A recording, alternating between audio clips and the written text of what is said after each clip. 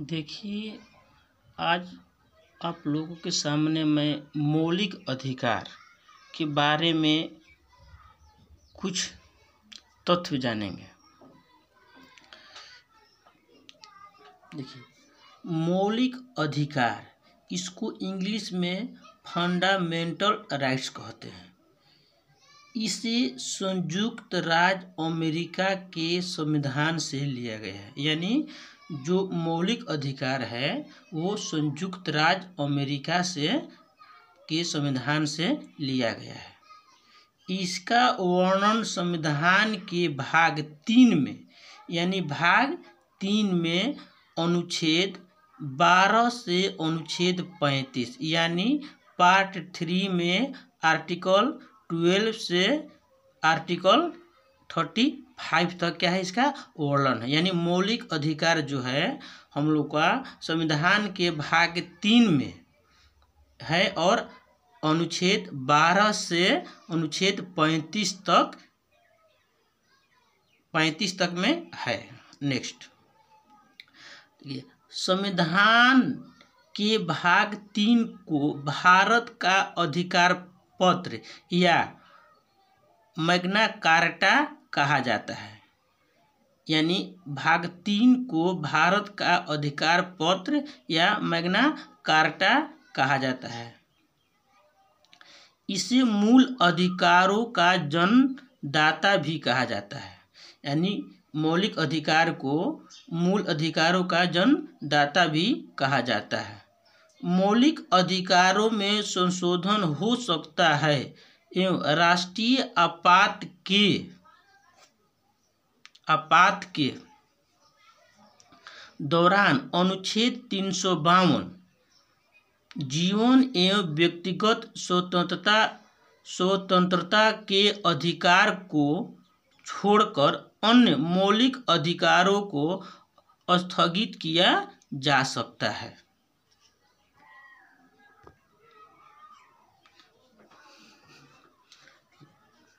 मूल संविधान में 7 मौलिक अधिकार थे, लेकिन 44वें संविधान संशोधन 1978 के द्वारा संपत्ति का अधिकार यानी अनुच्छेद 31 एवं अनुच्छेद 19 को मौलिक अधिकार की सूची से हटाकर इसे संविधान के अनुच्छेद 301 के अंतर्गत कानूनी अधिकार के रूप में रखा गया है। यानी स्टार्टिंग में मौलिक अधिकार कितना था, 7, लेकिन अब कितना मौलिक अधिकार 6। जो 7वां था, जो संपत्ति का अधिकार था, उसको मौलिक अधिकार के सूची में से हटाकर उसको क्या कहा गया है, हटाकर कानूनी अधिकार में के रूप में रखा गया है अनुच्छेद 301 के तहत। नोट में 1931 ईस्वी में कराची अधिवेशन अध्यक्ष सरदार वल्लभ भाई पटेल अधिवेशन में कांग्रेस ने घोषणा पत्र में मूल अधिकारों की मांग की। मूल अधिकारों का प्रारूप पंडित जवाहरलाल नेहरू ने बनाया था। यानी सबसे पहले 1931 में कराची अधिवेशन में उनके अध्यक्ष कौन थे, सरदार वल्लभ भाई पटेल, जो कांग्रेस ने घोषणा पत्र में मूल अधिकारों की मांग की थी। मूल अधिकारों का प्रारूप पंडित जवाहरलाल नेहरू ने बनाया था। अब देखिए मौलिक अधिकार कितने इसमें 6 है, यानी 6 है। पहला, समता या समानता का अधिकार, फर्स्ट है, यानी अनुच्छेद 14 से 18। दूसरा, स्वतंत्रता का अधिकार, अनुच्छेद 19 से 22। शोषण के विरुद्ध अधिकार, अनुच्छेद 23 से 24। धार्मिक स्वतंत्रता का अधिकार, अनुच्छेद 25 से 28। संस्कृति और शिक्षा संबंधी अधिकार, अनुच्छेद 29 से 30। संवैधानिक उपचारों का अधिकार, अनुच्छेद 32। देखिए कितना मौलिक अधिकार हम लोग का 6 यानी 6 है। हो गया। अब देखिए समता या समानता का अधिकार, अनुच्छेद 14 में क्या वर्णन है, विधि के समक्ष समानता। इसका अर्थ यह है कि राज्य सभी व्यक्तियों के लिए एक समान कानून बनाएगा तथा उन पर एक समान लागू करेगा। अब देखिए अनुच्छेद 15 क्या कहता है, धर्म, नस्ल, जाति, लिंग या जन्म स्थान के आधार पर भेदभाव का निषेध। राज्य के द्वारा धर्म, मूलवंश, जाति, लिंग एवं जन्म स्थान आदि के आधार पर नागरिकों के प्रति जीवन के किसी भी क्षेत्र में भेदभाव नहीं किया जाएगा, अनुच्छेद 15 के अनुसार। अब देखिए नेक्स्ट अनुच्छेद 16 यानी आर्टिकल 16, लोक नियोजन के विषय में अवसर की समानता, यानी राज्य के अधीन किसी भी पद पर नियोजन या नियुक्ति से संबंधित विषयों में सभी नागरिकों के लिए अवसर की समानता होगी। अपवाद, अनुसूचित जाति, अनुसूचित जनजाति एवं पिछड़ा वर्ग मैंने अपवाद में है ये।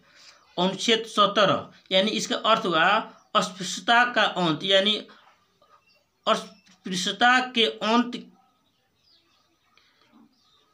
यानी कि उन्मूलन के लिए इसे दंडनीय अपराध घोषित किया, यानी छुआछूत जो है कौन सा अनुच्छेद में है ये 17, यानी अस्पृश्यता का अंत। अब देखिए अनुच्छेद 18,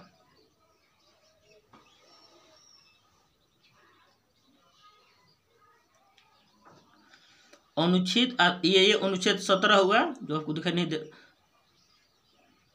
अनुच्छेद 17 ये छुआछूत है, ये अनुच्छेद 17 में है, यानी अस्पृश्यता का अंत। अनुच्छेद 18 यानी 18, उपाधियों का अंत, सेना या विद्या संबंधित सम्मान के सिवाय अन्य कोई भी उपाधि राज्य द्वारा प्रदान नहीं की जाएगी। भारत का कोई नागरिक किसी अन्य देश से बिना राष्ट्रपति की आज्ञा के कोई उपाधि स्वीकार नहीं कर सकता है। तो नोट पढ़ लीजिए, भारत सरकार द्वारा भारत रत्न, पद्म विभूषण, पद्म भूषण, पद्मश्री एवं सेना द्वारा परमवीर चक्र, महावीर चक्र, वीर चक्र आदि पुरस्कार अनुच्छेद 18 के तहत दिए जाते हैं। यानी जितना भारत रत्न किसका अनुच्छेद 18 के तहत भारत रत्न, परमवीर चक्र, ये स्टेट 2019 में क्वेश्चन पूछा है।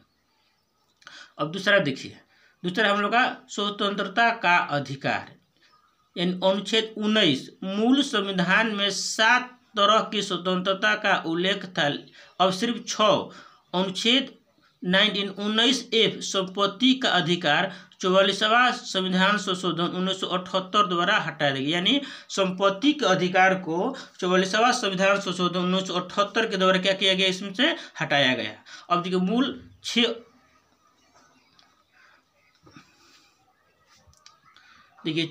तरह की स्वतंत्रता का अधिकार है। स्वतंत्रता का अधिकार 6 तरह का है। फर्स्ट, अनुच्छेद 19A यानी 19A बोलने की स्वतंत्रता, अनुच्छेद 19A है।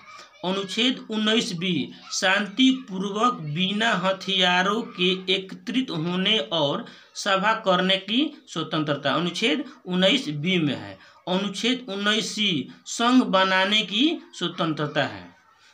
और 19D में देश के किसी भी क्षेत्र में आवागमन की स्वतंत्रता, हम कहीं भी जा सकते, किस अनुच्छेद द्वारा, 19D के अनुसार। और 19C के अनुसार संघ बनाने की क्या हमें स्वतंत्रता है। 19E देश के किसी भी क्षेत्र में निवास करने और बसने की स्वतंत्रता है। अब तो पहले अपवाद में था जब कुछ नहीं, लेकिन अब क्या भी उसका मान हो गया है। देश के किसी भी क्षेत्र में निवास करने और बसने का स्वतंत्रता। और अनुच्छेद 19G कोई भी व्यापार एवं जीविका चलाने की स्वतंत्रता है। कौन, अनुच्छेद आर्टिकल 19G में। नोट, प्रेस की स्वतंत्रता का वर्ण 19A में है, यानी प्रेस की स्वतंत्रता कौन वर्ण है 19A में है।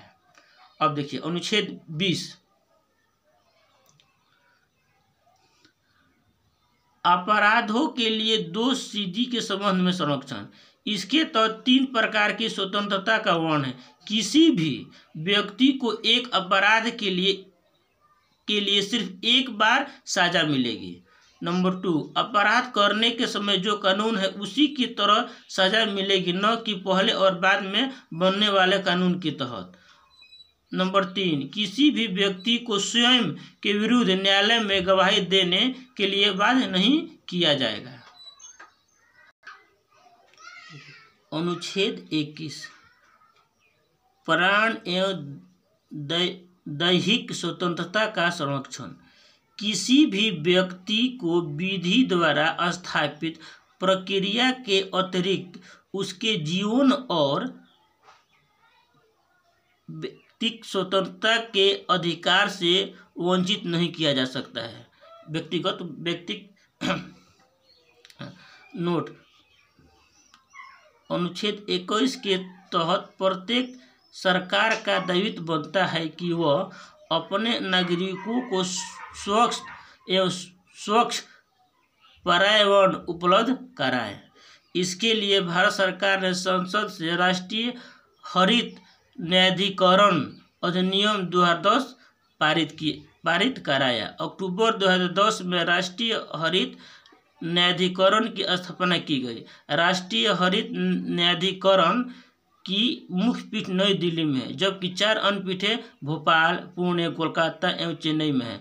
राष्ट्रीय हरित न्यायाधिकरण देश में पर्यावरण से संबंधित मामलों के लिए उत्तरदायी है। अब देखिए अनुच्छेद 21 को, ये बार बार क्वेश्चन है, ये स्टेट 2019 में भी आया है।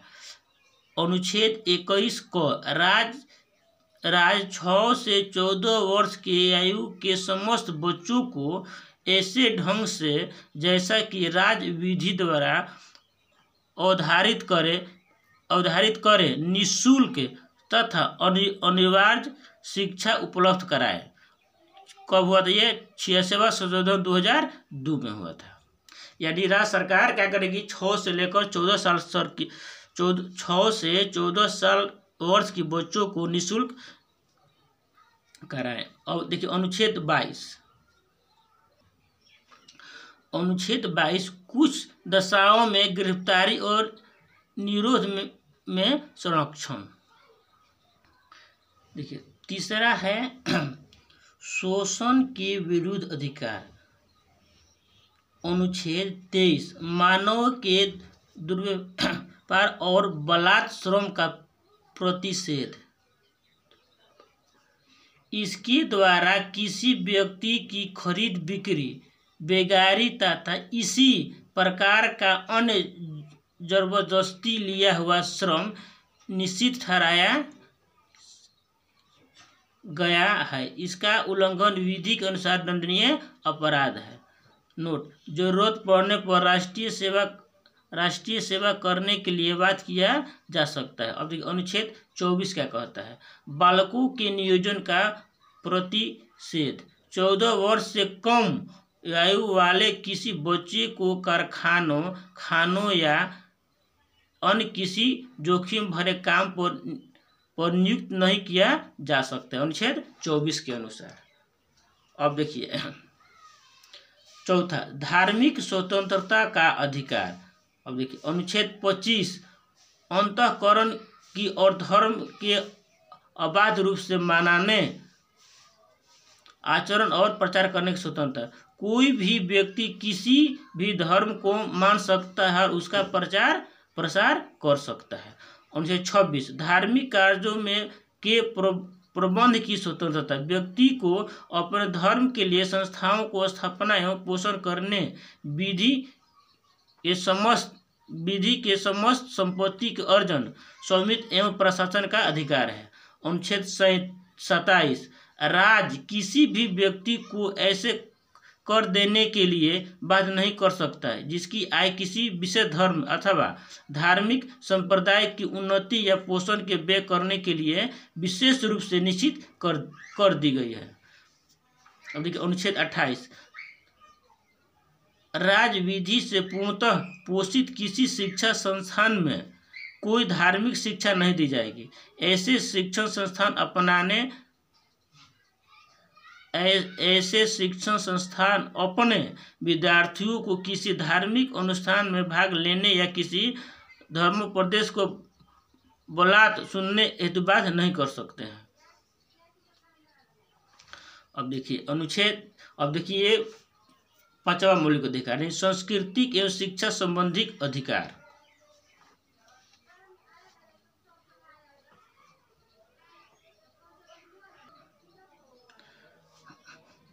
संस्कृति एवं शिक्षा संबंधी अधिकार।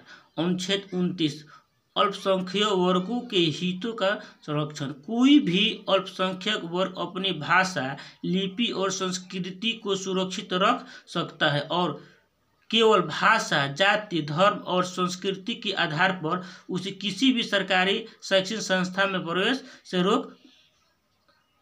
से नहीं रोका जाएगा। किस अनुच्छेद 29 के तहत। नोट में, वर्तमान में 6 समुदायों मुस्लिम, पारसी, ईसाई, सिख, बौद्ध एवं जैन को अल्पसंख्यक वर्ग का दर्जा प्रदान किया गया है। अल्पसंख्यक समुदाय के विकास के समुचित आधार प्रदान करने के लिए 2005 में तत्कालीन केंद्र सरकार द्वारा प्रधानमंत्री का 15 सूत्रीय कार्यक्रम प्रारंभ किया गया। अब देखिए अनुच्छेद 30, शिक्षा संस्थाओं की स्थापना और प्रशासन करने का अल्पसंख्यक वर्गों का अधिकार। कोई भी अल्पसंख्यक वर्ग अपनी पसंद का शैक्षणिक संस्था चला सकता है और सरकार उसे अनुदान देने की किसी भी तरह की भेदभाव नहीं करेगी। नेक्स्ट, संवैधानिक उपचारों का अधिकार। संवैधानिक उपचारों के अधिकार को डॉक्टर भीमराव अंबेडकर ने संविधान की आत्मा कहा है। संवैधानिक उपचारों के अधिकार को डॉक्टर भीमराव अंबेडकर ने संविधान की आत्मा कहा है। देखिए प्रेजेंट में जो बीपीएससी जो एग्जाम हुआ उसमें से देखिए क्वेश्चन पूछा हुआ है। क्वेश्चन है कि कौन सा अधिकार अल्पसंख्यकों के प्रति विशेष है। क्वेश्चन आ गया, फिर दिया है कि कौन सा मौलिक अधिकार संविधान का हृदय एवं आत्मा कहा जाता है। देखिए बीपीएससी जो अभी प्रेजेंट में हुआ है 26/8/2023 को, उसमें पूछा गया है सोशल साइंस में क्वेश्चन। देखिए मौलिक अधिकार से हर परीक्षा में 2 या 3 क्वेश्चन तो मैंने संभावित है ही है।